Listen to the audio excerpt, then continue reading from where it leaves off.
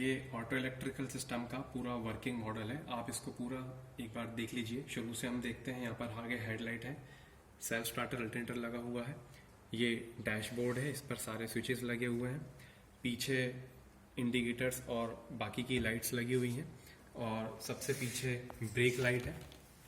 ठीक है, तो हम अब स्टार्ट करते हैं कि ऑटो इलेक्ट्रिकल सिस्टम में कौन कौन सी चीज़ें होती हैं और कैसे काम करती हैं। स्टेप बाय स्टेप हम एक एक देख लेते हैं। तो शुरुआत करते हैं यहाँ डैशबोर्ड से। ये कंप्लीट यूनिट कहलाता है डैशबोर्ड या क्लस्टर यूनिट। इसमें अलग अलग मीटर्स हैं और यहाँ पर स्विचेस लगे हुए हैं। तो जब भी हम कोई भी गाड़ी स्टार्ट करते हैं तो हमें चाबी लगाना पड़ता है। वहाँ पर एक स्विच दिया रहता है, इग्निशन स्विच, की स्विच। तो ये वो स्विच है।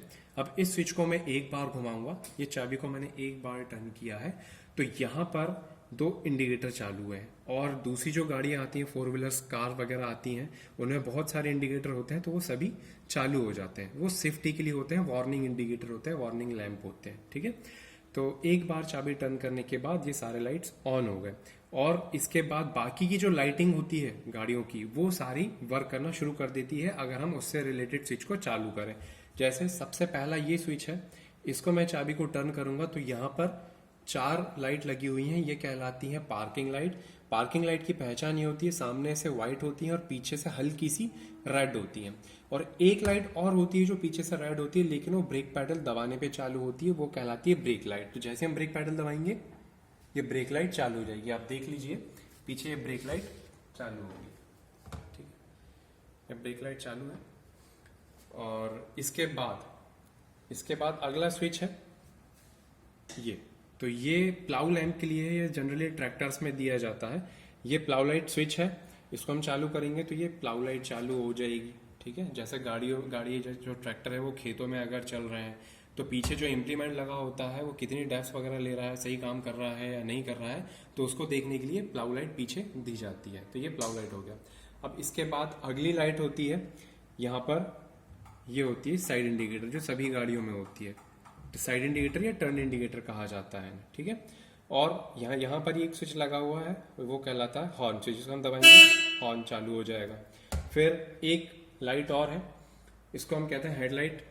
ये हेडलाइट है सामने की दो, और यहाँ पर इसमें भी 2 बीम होती हैं, हाई बीम, लो बीम, जिसको हम अपर और डिपर के नाम से जानते हैं। तो स्विच से इसको ऊपर नीचे करके हम देख सकते हैं। ठीक है, तो एक बार चाबी को टर्न करने के बाद जितनी भी लाइटिंग है वो चालू हो जाती है और डैशबोर्ड पर इंडिकेटर ऑन हो जाते हैं। अब इसके बाद जब हम इंजन स्टार्ट करते हैं तो उसी स्विच को हमने अगली बार और टर्न करना होता है। जब जैसे हम अगली बार उसको टर्न करेंगे तो फिर सप्लाई जाएगी सेल्फ स्टार्टर पे और ये सेल्फ स्टार्टर इंजन को स्टार्ट करेगा। तो यहाँ पर ये सेल्फ स्टार्टर है और ये गियर लगा हुआ है एग्जाम्पल के लिए, आपको दिखाने के लिए कि सेल्फ स्टार्टर इंजन को कैसे घुमाता है। तो यहाँ से जैसे हम चाबी को टर्न करेंगे, जितनी देर तक के लिए टर्न करेंगे उतनी देर तक के लिए सेल्फ स्टार्टर घूमेगा, इसका गियर बाहर आएगा और मान लीजिए इंजन का फ्लाई व्हील है ये, इसको घुमा के और जैसे हम चाबी छोड़ेंगे वापस ये अंदर चला जाएगा। तो हम इसको स्टार्ट करते हैं, देखिएगा। तो एक बार ये चाबी टर्न किया अगला और ये सेल्फ स्टार्टर ने इस गियर को यानी कि इंजन को घुमा के स्टार्ट कर दिया और चाबी को छोड़ दिया। तो इसका काम खत्म हो गया। इसका काम था इंजन को स्टार्ट करना, स्टार्ट करने के लिए लगाया गया है, इसका काम खत्म। अब ये सेल्फ स्टार्टर ने बैटरी का करंट खर्च किया घूमने में, तो बैटरी को वापस चार्ज करना पड़ेगा। तो उसके लिए हम ट्रैक्टर पर ही एक छोटा जनरेटर लगाते हैं जिसको हम अल्टरनेटर कहते हैं। तो अल्टरनेटर एक जनरेटर होता है, जैसे इंजन स्टार्ट होता है उससे ड्राइव लेता है और करंट बना के बैटरी को चार्ज करता है। अब बैटरी चार्ज हो रही है या नहीं हो रही है, इसको देखने के लिए हमने यहाँ पर एक वार्निंग लैंप लगाया हुआ है, इंडिकेटर लगाया हुआ है। इसको हम चार्जिंग इंडिकेटर के नाम से भी जानते हैं। तो ये इंडिकेटर अभी ऑन है, इसका मतलब बैटरी चार्ज नहीं हो रही है। अपोजिट होता है, ध्यान दीजिएगा।